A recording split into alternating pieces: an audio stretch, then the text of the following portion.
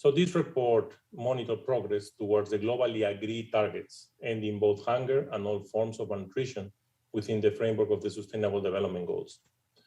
This year is a very special report, as many of you have mentioned, because the world is facing a significant challenge because of the presence of COVID-19. But it's also showing again that we were already off track and off path of achieving SDG 2, and that COVID has exacerbated even more the situation. The report comprises of three chapters. It starts with a description of the latest updates and trends in food security and nutrition, and offers some indication of what hunger will look like by 2030 in a scenario further complicated by the enduring effects of the COVID-19 pandemic. The next chapter provides a synthesis of understanding and empirical analysis of the major drivers behind these trends, along in combination through a food system lens, which is one significant innovation. This is followed by a chapter that offers an in-depth look at the actions and policies that are needed to move from silo solutions to integrated food system solutions that specifically address the challenges posed by the major drivers that we are observing. Well before COVID-19 pandemic, we were already not on track to meet commitments to end world hunger and malnutrition in all its forms by 2030. Now the pandemic has made this significantly more challenging. One of the key questions posed this year in the report is, how did the world get to this critical point? There are four major drivers at play undermining food security and nutrition around the world, now exacerbated by COVID-19 pandemic. These major drivers are negatively affecting food security and nutrition by creating multiple compounding impacts throughout our food systems. As shown in the slide, the drivers are divided in two groups. Drivers that are external to the food systems, and these are conflicts, climate variability, extremes, economic slowdowns, and downturns, all which are increasing in intensity and frequency and more frequently occurring in combination. Their negative impacts on food security and nutrition are made worse by high and persistent levels of inequality, something that we normally don't talk too much about, the crucial role of inequalities. And the second group is drivers that are internal to the food systems. For example, low productivity and inefficient food supply chain that are pushing up the cost of nutritious foods, which combined with low incomes are increasing the unaffordability of healthy diets, particularly in countries affected by multiple drivers. Millions of people in every country are food insecure and malnourished in all its forms because they cannot afford a minimum cost healthy diet. What are the key numbers that come out on this report? First, up to 811 million people were facing hunger in 2020, up by as many as 161 million in a single year. This was already mentioned by the speakers, but it's a huge jump in 1 year, one of the highest jumps we had in 1 year. More than 650 million may still be facing hunger in 2030. So this moves us structurally out of the path to be able to achieve SDG 2. So it's not only an issue of this year, the effects of this year will continue and will be diluted, but not as much as we will have like by 2030. Beyond hunger, nearly 1 in 3 people in the world were affected by moderate severe food insecurity in 2020. The increase from 2019 to 2020 was equal to that of the previous 5 years combined. So 1 in 3 people in the world were affected by moderate or severe food insecurity. Healthy diets are out of reach for around 3 billion people due to the high cost of healthy diets and high levels of income inequality in many countries. Healthy diets grew more unaffordable in Africa and Latin America and the Caribbean. With respect to the indicators of nutrition, some progress was made and has been made, but the world is still not on track to achieve global targets. And the COVID-19 pandemic has heightened the challenge. Now, it's important to clarify the concepts, as it was mentioned by Mr. Beasley.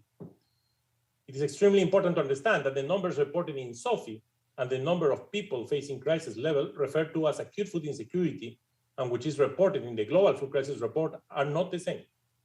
Acute food insecurity is when an sporadic sudden crisis can limit people's access to food in the short term to the point that their lives and livelihoods are at risk. But if we don't take care of them, we don't take care of the acute food insecure, then they can become chronic undernourishment. Chronic undernourishment, which is what we report in the SOFI, is a long-term inability to meet food requirements. Therefore, if people facing acute food insecurity get the assistance they need, their situation will not become chronic, and that's the effort we need to do in the emergency work. SOFI reports two sets of indicators. First, chronic undernourishment measured by POU and its correlate measures by the FIES called severe food insecurity. This is a long-term inability to meet food requirements. It is assessed through the POU, which is the SDG indicator 2.11, and is comparable to the prevalence of severe food insecurity of the FIES, the Food Insecurity Experience Scale. The number of chronic undernourished this year is between 720 and 800 million, so up to 811 million people are chronically undernourished. And second, moderate or severe food insecurity combined is when people face uncertainties about their ability to obtain food and have been forced to compromise on the nutritional quality and the quantity of the food they consume. And this is assessed using the Food Insecurity Experience Scale and is the SDG indicator 2.1.2. And this captures, for example, the reduction of the quality of diets because of the lack of access to resources.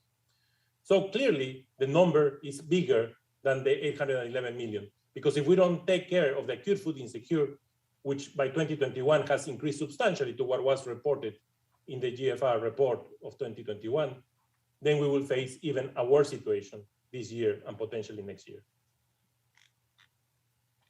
The SDG indicator used to monitor hunger is the prevalence of undernourishment, or what we call the POU. This year, the estimates are presented as ranges to reflect the added uncertainty around the numbers induced by the COVID-19 pandemic. The prevalence of undernourishment increased by 1.5 percentage points in just 1 year, reaching a level around 10%, heightening the challenge of achieving the zero hunger target by 2030. An estimated number of up to 811 million people were facing hunger in 2020, as I already mentioned. And again, let me repeat, because this is so important. This means up to 161 million more in 1 year under the shadow of the COVID-19 pandemic. Hunger increased in all regions of the world from 2019 to 2020. The sharpest increase in 2019 to 2020 was Africa, followed by Latin America and the Caribbean, and this was surprising. We were not expecting this to happen in a region that was doing well and was reducing the level of undernourishment. COVID-19 exacerbated the situation in that region also, putting it to extreme levels of hunger and undernourishment. More importantly, all subregions in Africa, Latin America, and the Caribbean, and most subregions in Asia also show an increase in the pandemic year. Compared to 2019, about 46 million more people in Africa, 57 more in Asia, and about 14 million more in Latin America and the Caribbean were affected by hunger in 2020. Overall, more than half of the world's undernourished are found in Asia, 418 million, and more than 1/3 in Africa, 282 million. This year, we also did a significant effort on bringing projections to 2030, because this is the challenge of the Food System Summit, and what we need to change, and it's the challenge of the agri-food system transformation that we are aiming to. The projections of the elements that determine the POU values were now done up to 2030, and were estimated using a structural approach based on the Miro-Agrodep model, a dynamic general equilibrium model, so that we can bring all the interlinkages and all the different relationships with the different sectors, because food and agriculture is linked to many sectors. That's the approach of a food systems. The Miro-Agrodep model was calibrated to the COVID-19 situation, pre-COVID-19, of the world economy in 2018, and used to generate the projections of macroeconomic fundamentals in 2019 and 2030. And here we brought the latest estimates of the IMF World Economic Outlook, and also we balance everything towards our statistical data on undernourishment that we have already in FAO. Projections that consider the potential impact of COVID-19 pandemic suggest that following a peak of more than 760 million people in 2020, up to 811, global hunger will decline slowly to fewer than 660 million in 2030. Nevertheless, this represents tens of millions more people than projected for 2030 had the pandemic not occurred, revealing possible lasting effects of the pandemic on global food security. So this is not an issue of 1 year, it's not an issue of 2 years. A substantial reduction in hunger is projected for Asia by 2030, but a significant increase is forecast for Africa. This will place Africa on par with Asia by 2030 as the region with the highest number of undernourished people. Unless, of course, we change things. Hunger will not be eradicated by 2030 unless bold actions are taken to accelerate progress, especially actions to address inequality in access to food. This graph shows the evolution of the moderate and severe food insecurity. Red is the severe, and orange is the moderate. Nearly 1 in 3 people in the world, 2.37 billion, did not have access to adequate food in 2020, including 60% of the population of Africa. Globally, this is an increase of almost 320 million people in just 1 year. The prevalence of severe food insecurity also increased. Close to 20% of the global population was severely food insecure in 2020, representing 928 million people, 148 million more than 2019.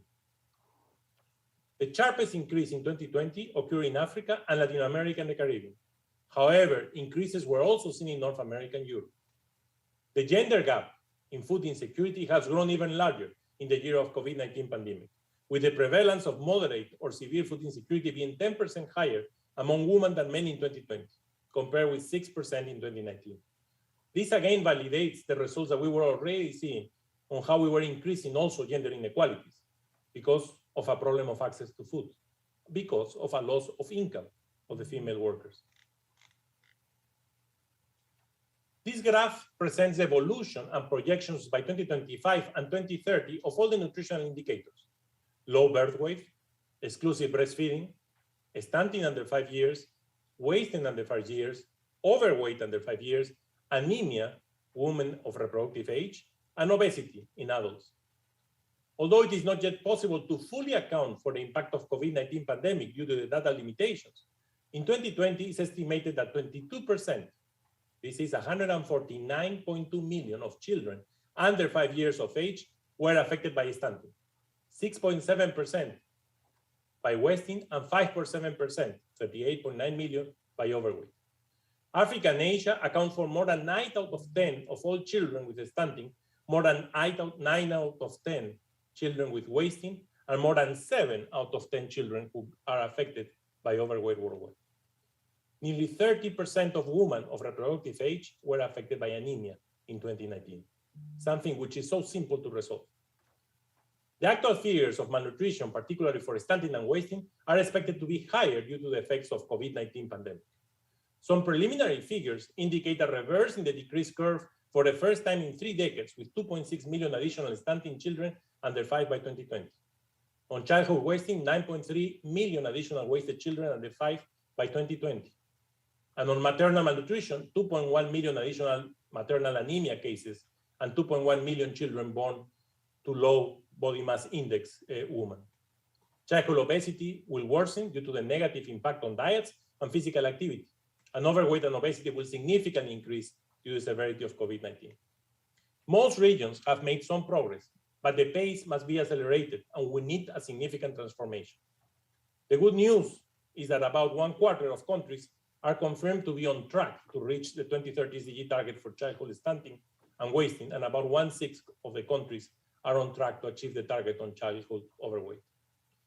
These countries account for 40% of children under 5 years of age in the world. The pandemic, as I mentioned before, will increase the long-lasting effects and the negative effects. So we need exceptional efforts to address this and to do the transformation that is needed. Let us now focus on the key drivers mentioned before: conflict, climate extremes and variability, economic downturns and slowdowns, and high income inequality. In the last 10 years, the frequency and intensity of conflict, climate variability and extremes, and economic slowdowns and downturns have increased significantly, as is shown in the graph. These figures show the prevalence of undernourishment by countries affected by these drivers. The increased occurrence of these major drivers, now exacerbated by COVID-19 pandemic, has led to a rise in hunger and has undermined progress in reducing all forms of malnutrition, particularly in low and middle income countries. 70% of low and middle income countries are affected by at least one of the drivers, and 41% also have high income inequality, which worsens the impact. Look at the importance of income inequality. In low and middle income countries affected by these major drivers, the POU is higher and has increased, while it has decreased in countries not affected by any driver. The section is in the year of COVID-19, in 2020, where all the countries saw an increase in POU, but still the increase were higher in countries when the pandemic impacts were combined with the other drivers. The increase in POU is affected by these major drivers is especially pronounced since 2017. Between 2017 and 2019, the POU increased by 4% in countries affected by one or more of these major drivers, while it decreased by 3% in countries not affected by them. High income inequality magnified this negative impact of the drivers, particularly in middle-income countries, leading to POU increase were two times larger. And that's why we are saying that we are only going to achieve SDG 2 if we also target SDG 10 and SDG 1. 1 is poverty, 2 is zero hunger, and 10 is reduction of inequalities. There are important differences among countries affected by multiple drivers and by countries' income group and region. Looking at increases in POU before 2020 pandemic, countries affected by multiple drivers show the highest increase in the POU, 12 times larger than those in countries affected by only a single driver, 12 times larger. Low-income countries affected by conflict and climate extremes show the largest increase in the POU, while for middle-income countries, the largest increase occurred during the economic downturns. And Africa is the only region with POU increases associated with all three drivers. Again, this brings up the importance of linking agricultural food systems with climate extremes, but also with peace, and we're trying to build peace and to reduction of inequalities, and to avoid more slowdowns and downturns. In 2020, economic downturns, including those resulting from COVID-19 containment measures, because we know that the length and the intensity of the containment measure has an exact negative correlate of GDP growth in these countries, contributed to one of the largest increase in the World Hunger Index, affecting almost all low and middle income countries. Africa, Asia, and Latin America and the Caribbean witnessed significant increases in the POU while being hit by economic downturns combined with climate-related disasters, conflict, or a combination of both. Economic downturns combined with climate-related disasters led to high increases in POU in all regions affecting 35 countries. The largest increase in the POU in these cases were Africa, followed by Asia. So again, this is showing to us that we have to follow and we have to do a transformation of agri-food systems, and the Food System Summit is a huge opportunity. But we also need to link this and bring agriculture and the agricultural food systems to the COP and to the nutrition event of Tokyo at the end of this year. Analysis using updated affordability of healthy diet data reconfirms that high levels of unaffordability are strongly associated with undernourishment, severe and moderate food insecurity, and different forms of malnutrition, including child stunting and adult obesity. New analysis also suggests that drivers that are external, example conflicts and climate shocks, and internal, low productivity and inefficient food supply chains, to food systems are pushing up the cost of nutritious food, which combined with low incomes are increasing the unaffordability of healthy diets. Remember, 3 billion people don't have access to healthy diets. Countries affected by multiple drivers exhibit the highest percentage of the population who cannot afford a healthy diet, 68%. 3 billion people, 68%, which is on average 39 and 66% higher than the countries affected by a single driver or not affected by any driver, respectively. The unaffordability of healthy diets tends to be where there is conflict. Even after COVID-19 pandemic is gone, there are dark clouds on the horizon that will continue to challenge our efforts to end hunger and malnutrition. But there are also opportunities. Conflicts and climate extremes and economic swings are a reality that will not disappear, but will continue to occur and increasingly occur in combinations. And that's a lesson learned where resilience can make a big difference.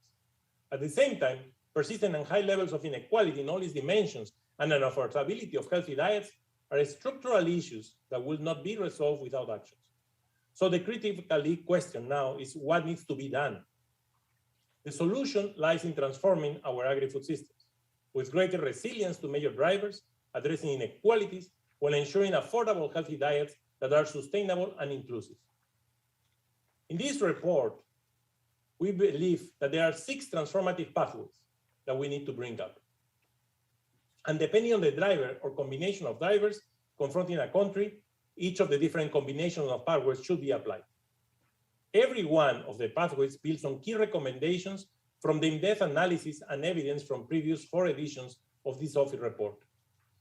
The 6 transformative pathways are: first, integrate humanitarian development and peace-building policies in conflict areas. Peace-building efforts linked to livelihood support, nutrition-sensitive social protection, and food production and supply programs ensure functioning food supply chains community-based approaches in post-conflict policy.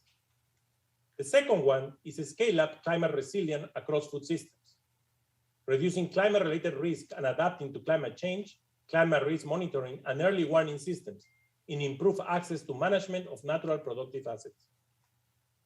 Third, intervene along the supply chains to lower the cost of nutritious foods. Increase investments for more diverse and productive agricultural sector, increase efficiency of the food value chains, promoting nutritious foods, enacting mandatory food fortification. Fourth, tackle poverty and structural inequalities, like empowering vulnerable and marginalized populations, reducing gender inequality, supporting women's economic activities, and equitable distribution of resources and infrastructure. And then strengthen food environments and changing consumer behavior, promoting healthy diets that include sustainability considerations. These pathways could help us to improve what we are supposed to do, these 6 pathways. Now, to be able to achieve this, the food system transformation that this report calls for requires that we move from silos to system-wide approaches.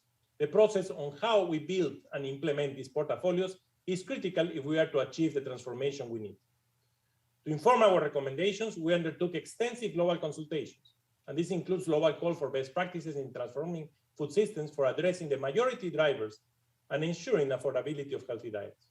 This generated inputs from more than 80 development institutions and individuals worldwide, as well as 100 or more contributions received.